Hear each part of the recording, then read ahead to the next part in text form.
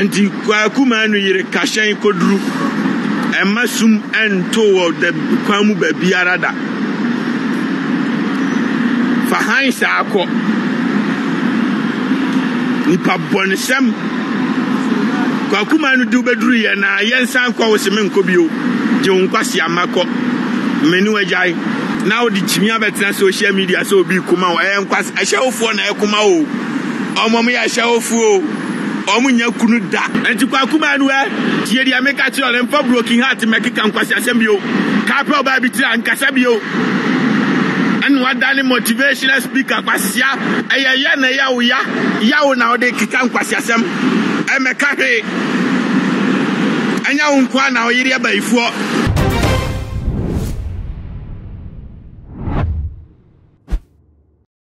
Abusia me da se wa subscribe my channel we na abebia wo follow me na me de nsema ekoso eba ebesom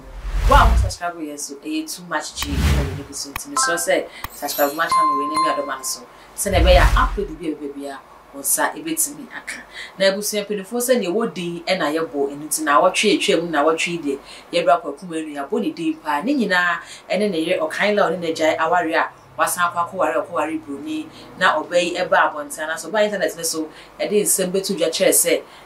oware wie no hu se ensem bebre na na ekoso e wo internet ne so a bebre na na ekoma ne bi so na ekoma Kwakuma enu nti oba be ka se adwubno wo sire obi ase emu obi a enkoma no asem a obey kai na magana fo bebre na atwema no e dey esi Kwakuma enu yire da de ye so a de kwase no se ne o mahoro no yie pa na bebre na chese senka obey se kokoware bibini a anka se ne mo boni din sa no mo boni din ana ne kunu Kwakuma no agi din ti e na mo boni din sa ne bi kranfo enim se asem no krade anka kwakoda na so nipa ba ko asega na ha ana se asem ba internet ne so na se asem no kwakoda age se kofa na bobo no kochia no e ma na jeso ansa na asem no akwakoda ene Judenas ababontin se na bibia no ba be warm up no ba be warm up ama no kwase no se Kwakuma no yire no wanfa no ho ache no wakaka bi dia che no pa anti wo yiri a wo hwamia emfane mma brochire nyasa wo de twe abeche boga wo yiri a emfane mma brochire nyasa wo de yiri abeche boga oba obeja wo hwako special winning krata krade a wo di oba ba brochire na winning krata wuni mo bisa fa ne breme na report no ma me mopa ne enkopu no nsua nyansa o sika de kofo oba Africa na ba fa kotua ye nkrata first you know first na oba or selfish oba bedru a wa wadamfo be china kodi na anyem no oba na obehu sia woni nkrata wa wadamfo be kwa eren akochi na anyem no ti dia mechi oni ye meme ne yiri mi wasumji omo wa yiri problem nko awanza kuya frienduku oba o se 5 am oda so na mabonten yes o yiri a impossible say 5 am obetimi asora koye adwuma bibia a problem ofa problem opie wa mantema so obekirechirem oni oba bi gina ba bia se okirechirem ofa bibia a pro unya sumdwe da o wiase oni yira ni obi ani asem de open na wo ye memeti krom hai obi ani obi be frame ya na mabusianfo na efra apiska kranma ma sene kakra mom anya omo a hwan na eframe meni obi ani asem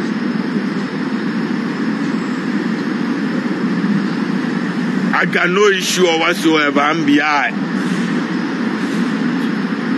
Anti Kwakuma no yire kashen kodru emasum ento de kwamu ba biara da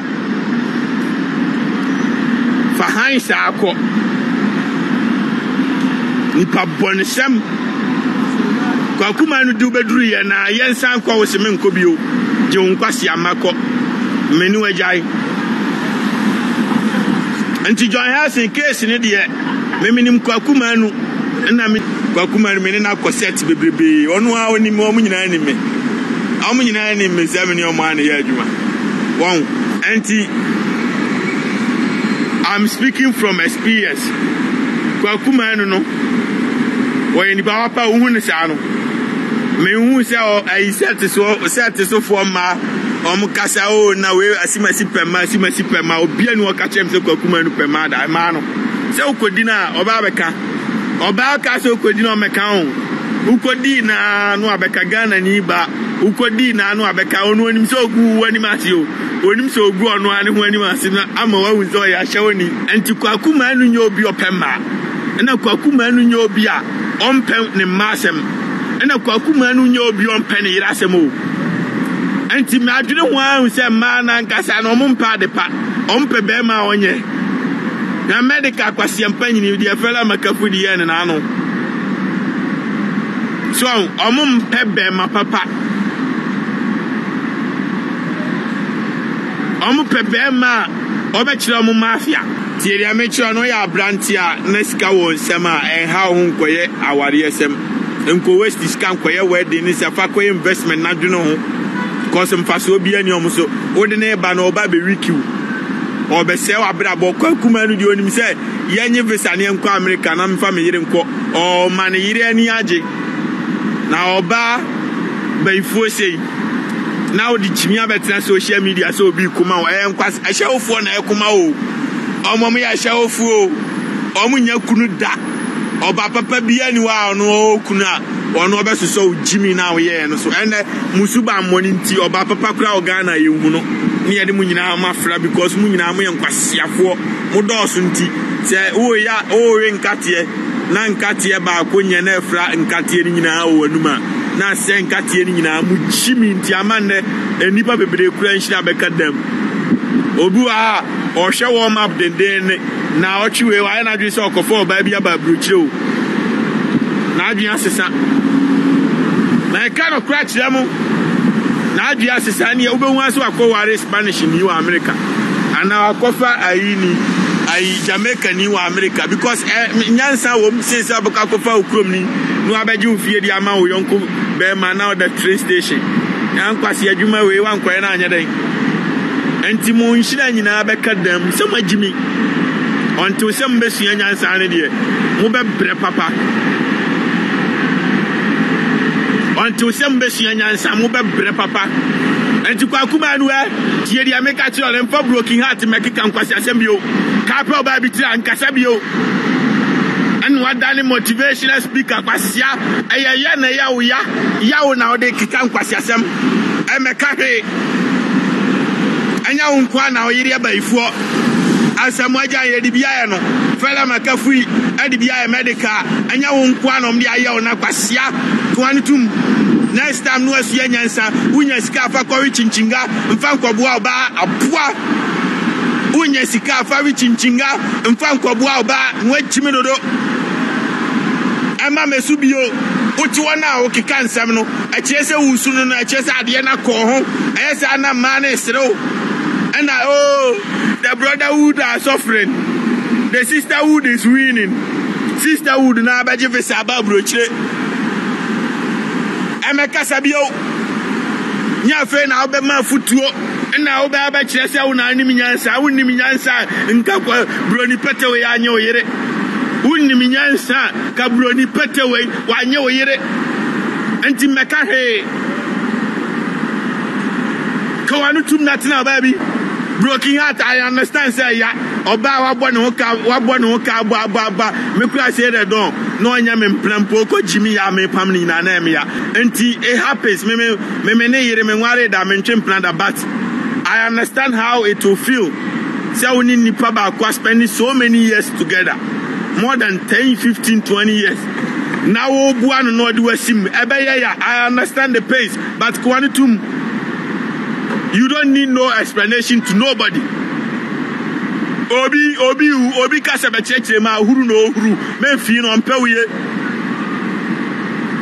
Jai oba no nyimi oba ni huru a ono onim nyansanti no huru. Ena oba ni te brofo kwasia brofo ben, brofo papa ben. Ena oba ni te brofo nti oburu kwakuma nu so oburu hwan so kwasia oba we oba fu tantan we. Only na busi anfo nyina kra no omu koba bi okro mu ntimi nyi din se kwakuma nu da kobim tama wi asebe sei enya kwakuma nu na waji di anka hwan kra na betikesi we unim kofo a emema bebre omu gu train station omu yiden maji omu fie omu nyina Africa na wanenim obi anim boys bebre gu train station omo di Jimmy ko Sam Africa na bai ena omo abaji omo fie na omo ne omo pratim omo nyi di nti obi anim ayakwa kuma nu ye popular nti ena ama oba na sebi am ye ka kwasia ba sa ne ho asem emema bebre gu train station omo yiri ma ji omo fie sa su na emema bebre omo yiri ma fre police ama omo am ya sise omo begu Ghana obi anim na ga se die ntina me nware na ga se enya me fesenka mawari am me ba wo mam na omusi me nchen but e man na jimintu wari omo enye me so me pese me wo me wari Ghana ni won dia nti wa hwe am hwe na se be koso Jimmy ni koso non stop sa me for so wari broni ana se bia India ni ana Spanish ni bi sa me na se me pay am for so wari foreign bi sa because ye kromfo ne moa amu ya mwa ntinya kwa kuma nu na agidia nya nka obi ante ntinya wo nkwanu wa ye de wa mafia ukuno Ghana fo ma ni nyina omu dwuma omu di ano no ntina oba ya omu kire wo se wo su betima mafia ukuno die no saa na omu nyina ate omu nyina ayi omu kunu magu abonten na omu nye omu ma akwasi tibrafu na akwasi bubu ni TV ofie ontimi nkan because abane akwasi sikaba nti akwasi sikano onya ni nti nu aye ne tabase tem nti wo ba Ghana fo mai abrochire fo ma wo mu anko a training papa bia because akura ni hu ni papa da oyo ba be ma bia ni wiase obu no because ne ma me tan be ma nti ono so akura no ono so tan be ma I'm telling the truth to the namusa na nkwasi afo anyem no 13 14 na ono so ma anyem no na ne babu bo ne bosa na broni ba go school be doctor software developer engineer bibinisi ye nipa na broni ba go school doctor se wo de bobo dia doctor se wo America nyina ma pilot enam wiem no plane nyina ma na echi bibini nka ho oyin ne ba ote ne ban chan o twen aban check ofie aban fie no te junkie ntu wi a o si obi mu bibini na kwase abu hu anka wan ko school amedane doctor ubu hu anka o gina hospital ska ba ku na gina hospital ska no onye na abrofo so na nam ha o mafira adwuma ba o mo ko no ntu ubu hu anka so wafira adwuma a o ko se bi ka wo nyina ha sei ka wo nya jonki gina ho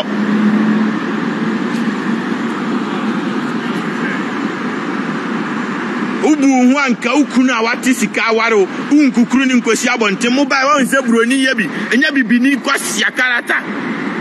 ade na India ni nyini kuruntua bridge ase o India ni nyini kuruntu train station mu India ni nyini kuruntua wom na kwasia be ma mebre enye sika ntua connection man 30,000 50,000 40,000 emfa hu fees anu emfru prem na kwasia na mfosem ko report ni emeyi ni si abonten amwa sei we wana emebu abua sei nti kwakumanu yire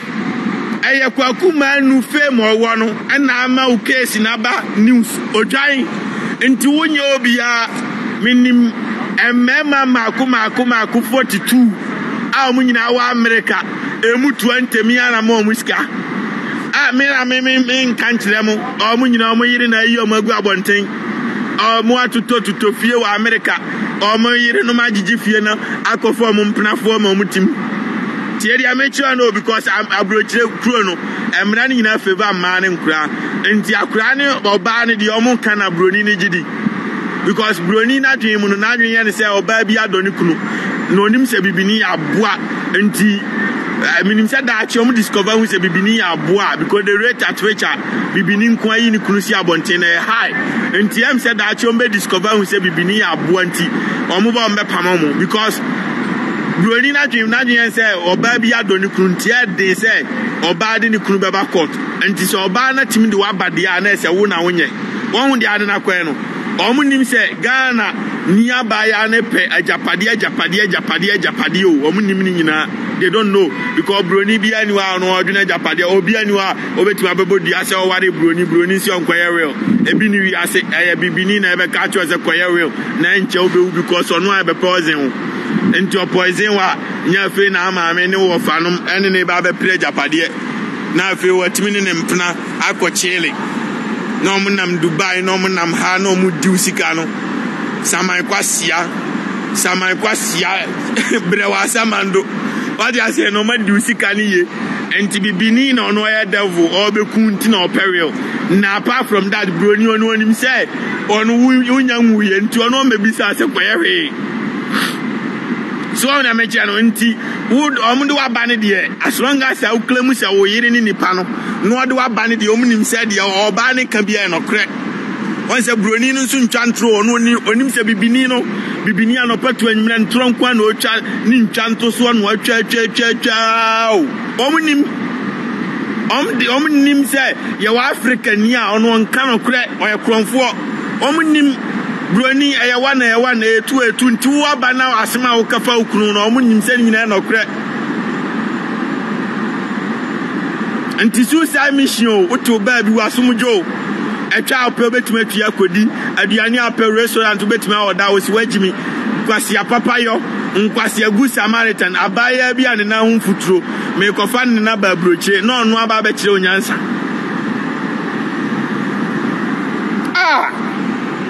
bibini nsu ye nipa o ye jimi too much menimu si ai na appropriate time no ma beba entebusia se de nyina nim twinjinas no na obey na wa horo na sare nyamafo ebisa ne se so obey kura sembe no be kan ya intimade na no akwakosi boni no be kan nyina ne se mamu nkoma na se ye pa afase a na kapra wo wa da se pra oni afase enti so ba ne se me nkoma na se onkoma ne ya de enti na wo ba be soso na mo ba be kura obey se na basasa na se nka oba no bibini no ko ware na aka mbebo ne bi sa na anase oni kwakuma no agya enti ma oni kwan so sanbo ne bra na se oto abrabo no so biem ana tama wore ne kwabo ebae no oba no yantu na no ne kasa nti se ko be so ba bonten e ba be ka ne course wa ware ni man kasa e ma otwe no ho ye na de se onware biem a ebia na ka kwakuma no ene ye ka bi ba no bia na ka ye nka e ma no se ne ye ka no ma ni wenum nyina e ye nsem amafo e ka e de fa ware ya e course ma ye hu se ne won so wadwe esi chana se ne won so si bi esi fa e wo comment wa afia ha eye too much is so only ya subscribe my channel we know me adoma no so na be ya upload bi a unsa ebetimi aka Facebook, TikTok, Instagram ni nyina e ho so eye too much e ya like na share wo ho so e fa mai me da smakra